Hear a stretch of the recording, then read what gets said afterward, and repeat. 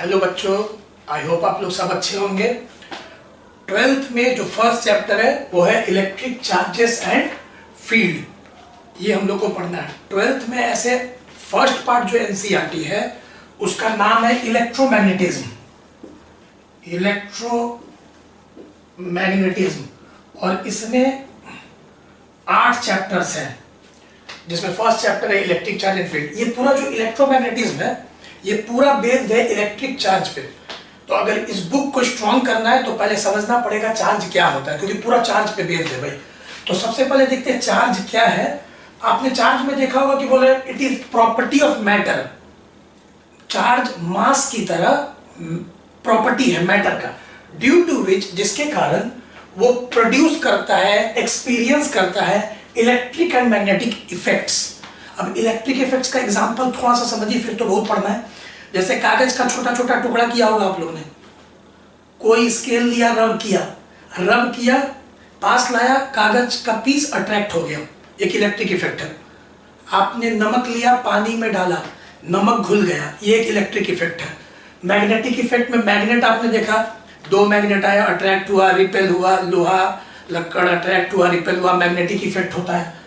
बिजली कड़क रहा है आसमान में, इलेक्ट्रिक मैग्नेटिक इफेक्ट है। आपके घर में जो इलेक्ट्रिसिटी आ रहा है चार्ज के कारण आ रहा है, तो सब समझना है। इन्वर्टर है आपके घर में, चार्ज स्टोर हो रहा है उसमें, तो सब समझना है चार्ज के बारे में। Nature of charge experimentally found है कि 2 टाइप का चार्ज होता है, एक पॉजिटिव चार्ज और एक negative charge. Nature of charge Benjamin Franklin ने एक्सपेरिमेंटली, ये नेमिंग बेंजामिन फ्रैंकलिन ने किया था। अब 12th हम लोग शुरू करते हैं। 12th स्टार्ट होता है, बेसिक कुछ समझना है, एटम। एटम का बिहेवियर क्या होता है। एटम के अंदर इलेक्ट्रॉन होता है जो ऑर्बिट में घूमते रहता है। न्यूक्लियस होता है सेंटर पे, और न्यूक्लियस के अंदर प्रोटॉन होता है, न्यूट्रॉन होता है।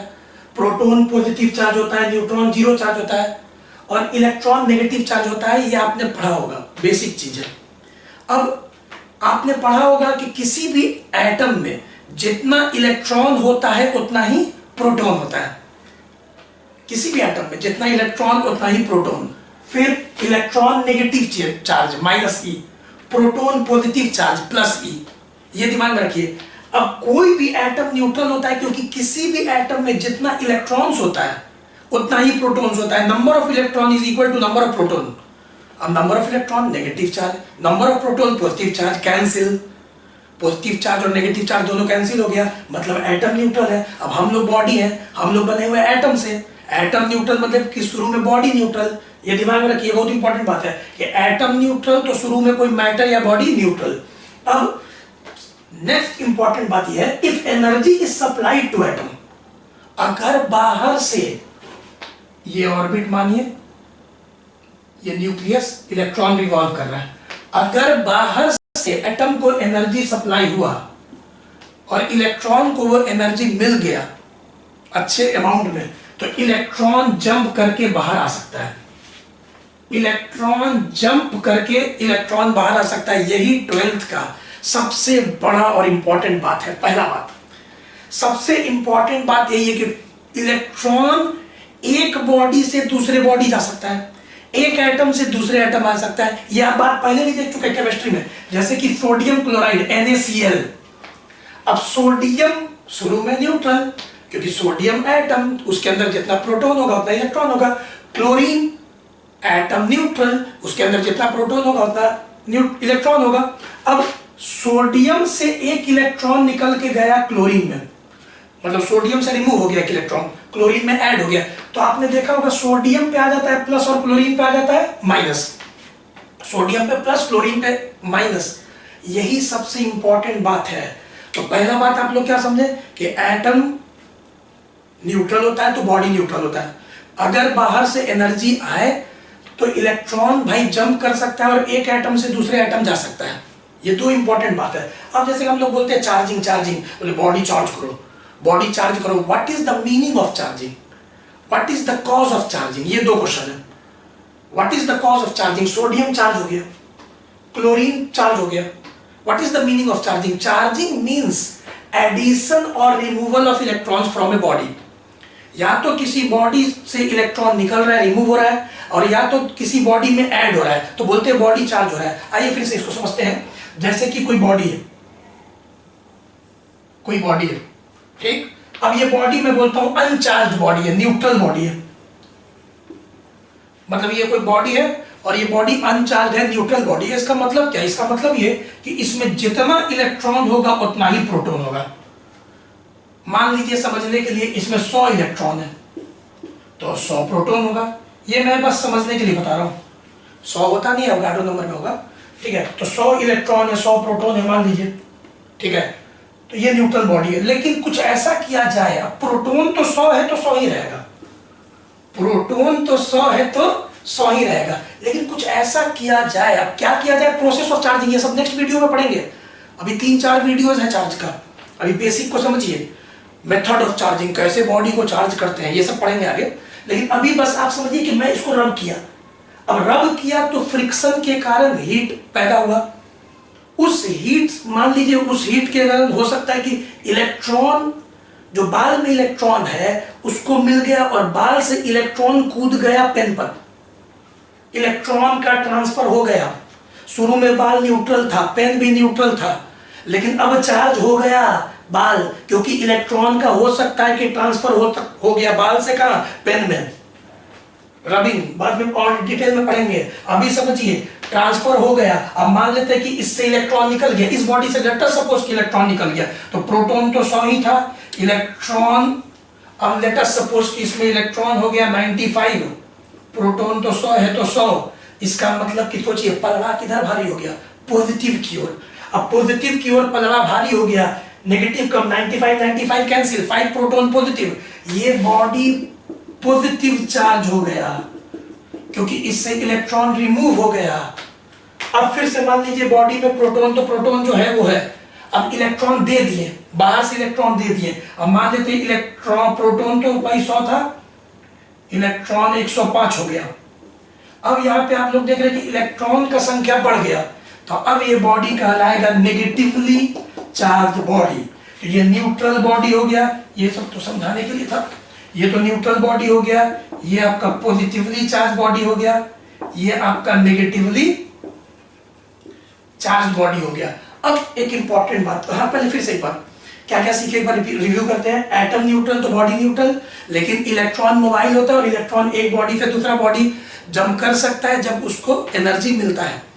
ये इंपॉर्टेंट बात है, इलेक्ट्रॉन मोबाइल। सबसे इंपॉर्टेंट बात है, कोई पूछे आपसे व्हाट इज चार्जिंग, तो फिर आप बोलिएगा charging is a process of addition और removal of electrons from a body. कोई आपसे पूछे what is the cause of charging, charging क्यों होता है, तो चार्जिंग क्यों होता है भाई? Due to transfer of electron, due to transfer of electron. अब मैं अगर आपसे पूछूं कि ब्रह्मांड का सबसे छोटा चार्ज किस पे है जो फ्रीली एग्जिस्ट करता है, ब्रह्मांड का सबसे छोटा चार्ज क्या चीज पे पाया जाता है, तो उसका आंसर है इलेक्ट्रॉन और प्रोटॉन मैग्नीट्यूड में, जो फ्रीली एग्जिस्ट करता है। मतलब the smallest magnitude of charge that exist freely in nature is magnitude of charge, magnitude का बात हो रहा है, ऑन एन इलेक्ट्रॉन और प्रोटॉन। सबसे ब्रह्मांड में भगवान ने जो छोटा सबसे चार्ज दिया वो इलेक्ट्रॉन को और प्रोटॉन को दिया है, ठीक है। इसको सबसे छोटा चार्ज को क्या पता है? बोलते हैं एलिमेंट्री चार्ज और quanta of charge. Elementary charge है, क्वांटा ऑफ चार्ज, इसको डिनोट करते हैं ई से। ई 1.6 × 10⁻⁻19 कूलम इसका वैल्यू होता है। ये आपको आया है मिल्किंस ऑयल ड्रॉप एक्सपेरिमेंट से, ठीक है। अब हम लोग आगे देखते हैं।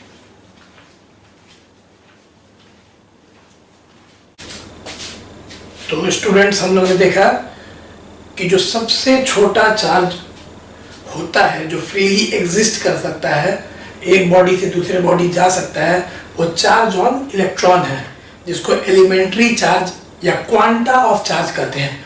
क्वांटा ऑफ चार्ज का मतलब सबसे छोटा, क्वांटा का मतलब क्या हुआ? सबसे छोटा, एलिमेंट्री चार्ज, और वो ई से डिनोट करते हैं और उसका वैल्यू होता है 1.6 × 10⁻⁻19 कूलम। मेरे साथ बोलिएगा और नोटबुक में सब नोट करते जाइएगा।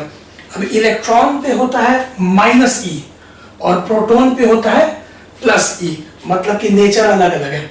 मैग्नीट्यूड सेम है, तो इलेक्ट्रॉन पे चार्ज होता है -1.6 into 10 to the power -19 coulomb, और प्रोटॉन पे चार्ज होता है +1.6 into 10 to the power -19 coulomb, elementary charge.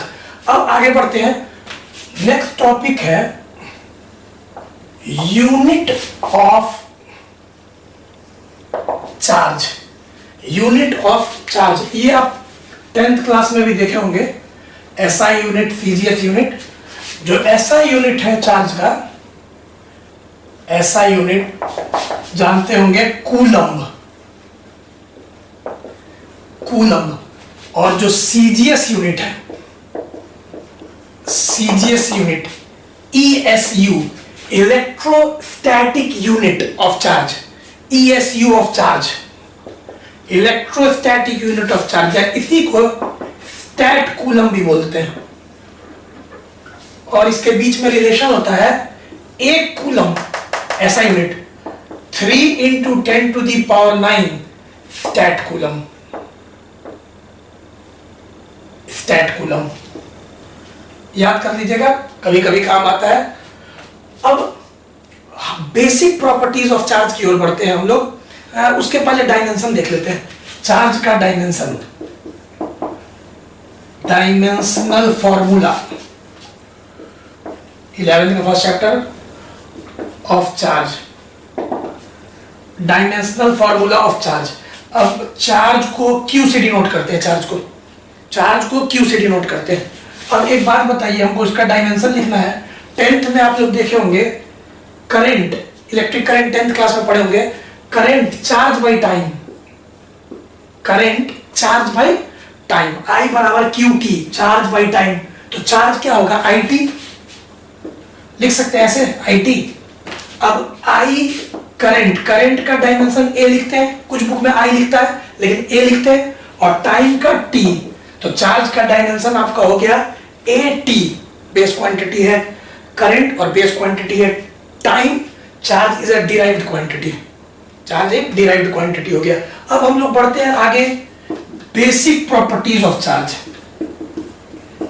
Basic properties of charge.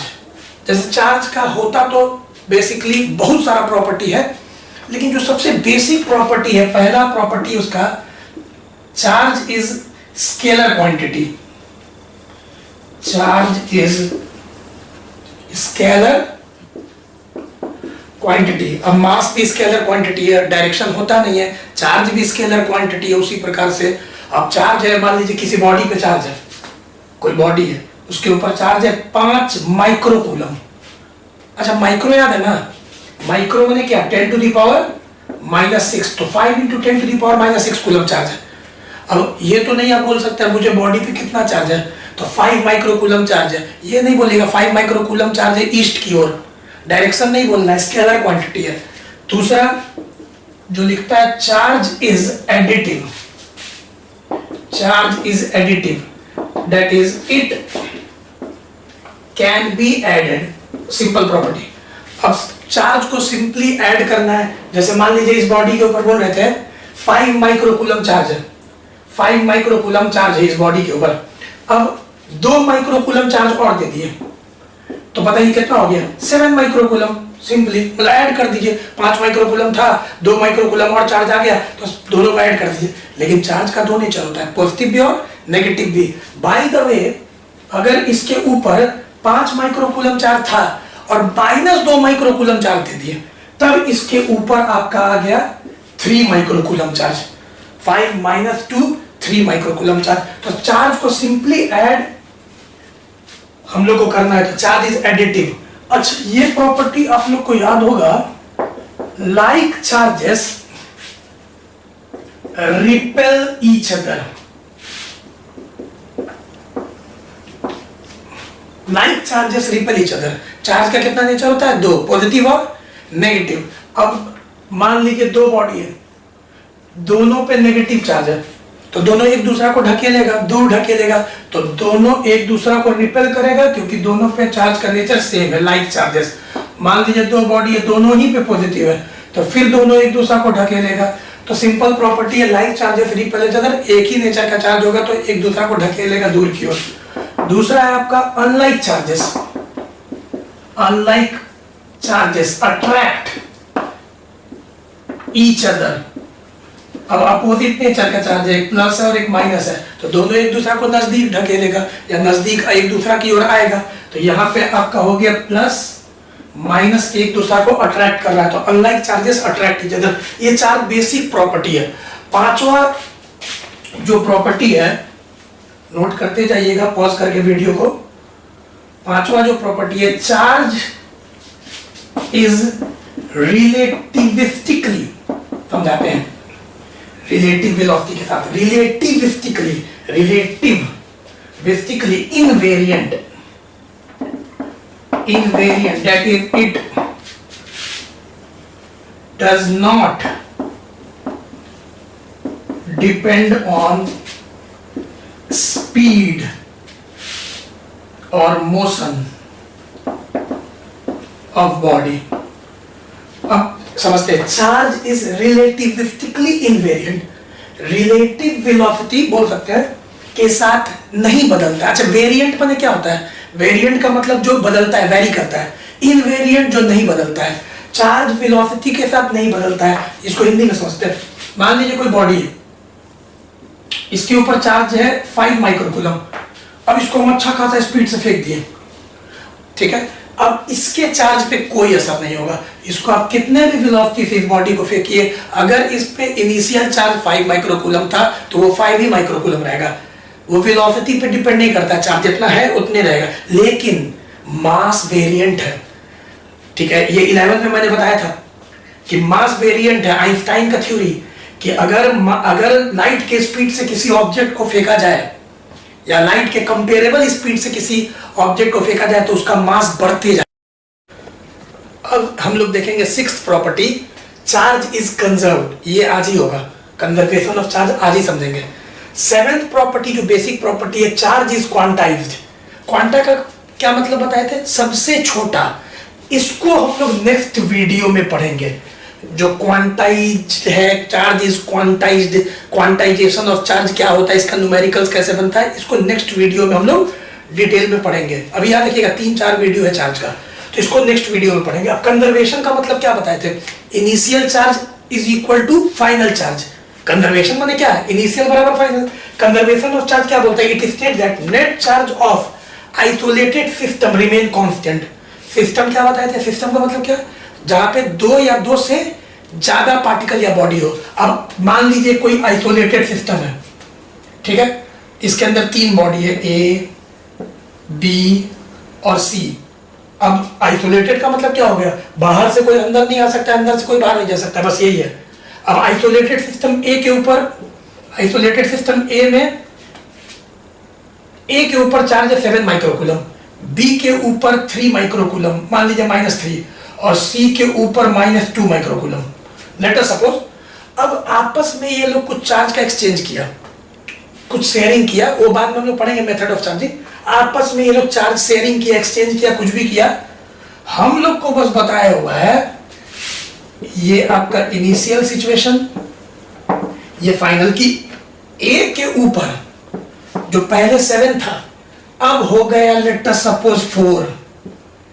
B के ऊपर जो -3 था अब हो गया -5।